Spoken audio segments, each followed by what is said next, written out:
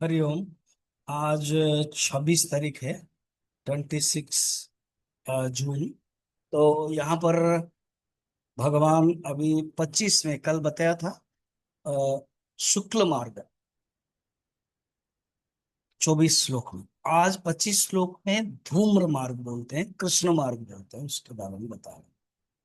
अच्छा, वहां पर था ब्रह्मलोक जा करके फिर वापस नहीं आने का, ये वापस आने के बारे में बता रहे हैं। श्री भगवान उवाच धूमो रात्रिस्तथा कृष्णः षण्मासा दक्षिणायनम् तत्र चान्द्रमसं ज्योतिः योगी प्रप्य निवर्तते। धूम, रात्रि, कृष्ण और दक्षिणायन। वहां प्रकाश था शुक्ल, यहाँ धूम। वहां दिन था, यहाँ रात्रि। वहां शुक्ल पक्ष था, यहाँ कृष्ण पक्ष। वहां दक्षिण उत्तरायण था, यहाँ दक्षिणायन। ये सब जो बताया ना, धूमो रात्रि कृष्ण दक्षिणायनम, ये अभिमानी देवता, ये देवता के द्वारा, उनके द्वारा उपलक्षित मार्ग, ये हेल्प करते हैं, वो लोग देते हैं। तत्र चांद्रमसम ज्योति ही, चांद्रमस तक जाते हैं और फिर वापस आ जाते हैं। तो अभी बोला कैसे चांद्रमसम तक आते हैं जाते हैं? तो क्या करते हैं, जब मनुष्य मर जाता है तो जो धूम अभिमानी देवता, वो रात्रि अभिमानी देवता को हैंड ओवर करते हैं। जैसे कोई डेड बॉडी होता है तो अलग अलग हैंड ओवर होता है ना।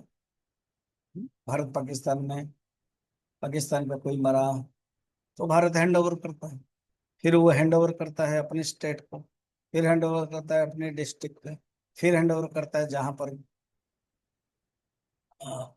गांव के आदमी को, रिलेटिव्स को। तो वैसे ही यहाँ पर सूक्ष्म रूप में है, डबर माने शारीरिक नहीं, कोई शरीर, कोई शब्द है नहीं।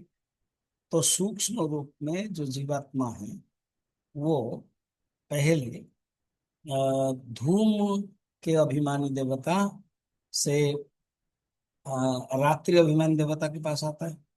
फिर रात्रि अभिमान देवता से कृष्ण पक्ष देवता के पास आता है। फिर कृष्ण पक्ष से दक्षिणायन आता है। फिर दक्षिणायन से पितृलोक आता है। पितृलोक से आकाश, आकाश से चंद्र, बस यहीं तक। इसलिए चांद्रमसन कहा है। कुछ कुछ पितृलोक में ही रह जाता है। तो पितृलोक अधिक क्या होता है, पितृलोक, आकाश, चंद्रमा, मैक्सिमम चंद्रलोक तक रह करके फिर वो वापस आते हैं उनका कर्म के अनुसार। मनुष्य जब कर्म करता है और कर्म के अनुसार आ, कर्म जब फल खत्म हो जाता है, क्षीणे पुण्य मर्त लोकम विशंति, इसलिए कहा गया है, तो वो वापस आ जाते हैं। ये नहीं, जब तक कर्म फल बचा है वो चंद्रलोक में रहता है, और क्रम से पितृ मार्ग में आकर के चंद्रलोक में जीव गया था, उसी मार्ग से फिर पुनर्गमन माने पुनरावर्तन करता है, फिर वापस आता है। फिर चंद्रमा से आकाश आता है, आकाश से अंतरिक्ष लोक, वायु, वायु से धूम्र रूप, धूम से बादल होता है, बादल से मेघ हो जाता है, मेघ से वर्षा होता है, फिर बादल से वर्षा होकर के मेघ की उत्पत्ति होती है। फिर मेघ से जो जल है, पानी है, वो भूमि में आ जाती है। फिर जीव वर्षा के साथ आकर के चावल, जौ, वनस्पति, तिल, उड़द आदि रूप में उत्पन्न होते हैं। तो जीवात्मा इस ढंग से आ जाते हैं। फिर भोजन जब होता है, फिर भोजन को पुरुष स्त्री खाते हैं, वीर्य और रज हो जाता है, फिर जन्म हो जाता है। तो प्रश्न होगा कि ये जब व्रीहि धन धान है, कहीं बोरे में रखते हैं तो कहीं कूटते हैं, तो कष्ट होगा क्या उसको?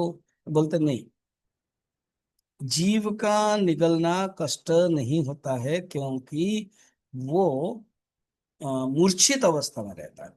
जब मूर्छित अवस्था में रहता है, संज्ञा शून्य होता है, ज्ञान नहीं है, तो कष्ट उसको नहीं होता है। तो भगवान ये वर्णन करते हैं, जब तक मनुष्य इस कर्म वाले नीचे से नीचे योनि के प्राप्त करते हैं, ये बात बताते हैं। जो फिर आगे क्या बताते हैं इन दोनों के बारे में कल